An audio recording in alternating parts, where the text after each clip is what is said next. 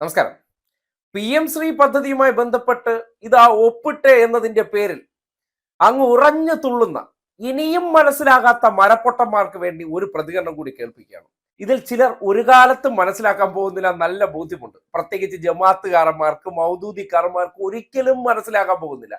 ഈ കോൺഗ്രസിന് വേണ്ടി കാവ്യരചനകൾ നടത്തിക്കൊണ്ടിരിക്കുന്നവർ ഈ മൗദൂദികളും ജമാഅത്തുകാരാണല്ലോ.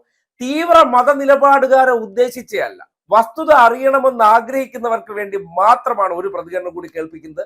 മണ്ടപോയ, മതം കൊണ്ട് കണ്ണടഞ്ഞ ഇടതുവിരോധികൾ മനസ്സിലാക്കണമെന്ന് ഒരു നിർബന്ധവുമില്ല. കാര്യം വസ്തുതകളെ വസ്തുതകളാക്കി മനസ്സിലാക്കാൻ ആഗ്രഹിക്കുന്നവർക്ക് വേണ്ടിയാണ് ഒരു പ്രതികരണം കൂടി നിങ്ങളെ കേൾപ്പിക്കുന്നത്. കാര്യം ഒരു വിഷയവുമായി ബന്ധപ്പെട്ട് തെറ്റിദ്ധാരണ ഉണ്ടാക്കാൻ CPM-ന് RSS ചാപ്പ കുത്തി കൊടുക്കാൻ, എന്നാൽ ഈ ചാപ്പ കുത്താൻ നടക്കണ ആ ഊളകൾ ഏവനെങ്കിലും ഒരുത്തൻ ഏതെങ്കിലും ഒരു സമരത്തിൽ RSS എന്ന വാക്ക് ഉച്ചരിക്കുമോ എന്നുകൂടി നിങ്ങൾ ശ്രദ്ധിക്കേണ്ടതുണ്ട്. കാര്യം ഇരുന്ന് കഥ മെനയാനായിട്ടൊക്കെ ഇവനൊക്കെ മിടുക്കനാണ്. അതിനപ്പുറത്തേക്കും എന്താണ് PM-ശ്രീ പദ്ധതിയുമായി ബന്ധപ്പെട്ട് ഇടതുപക്ഷത്തിനെതിരെ ചില മതമൗലികവാദികളും മത അടിമകളും ചേർന്ന് ഉണ്ടാക്കിയെടുക്കുന്ന കഥകൾക്കപ്പുറം യാഥാർത്ഥ്യം എന്താണെന്നത് ഈ വാക്കുകൾ കൂടി നിങ്ങളൊന്ന് കേട്ടോളൂ.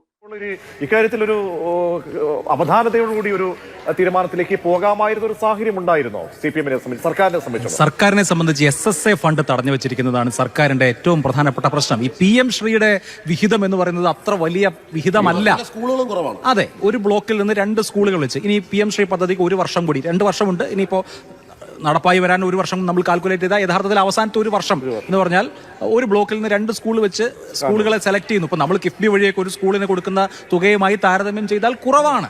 അതായത് വലിയ ഈ PM-ശ്രീ പദ്ധതി എന്ന് പറയുന്നത് വലിയ ആനക്കാര്യമൊന്നുമല്ല.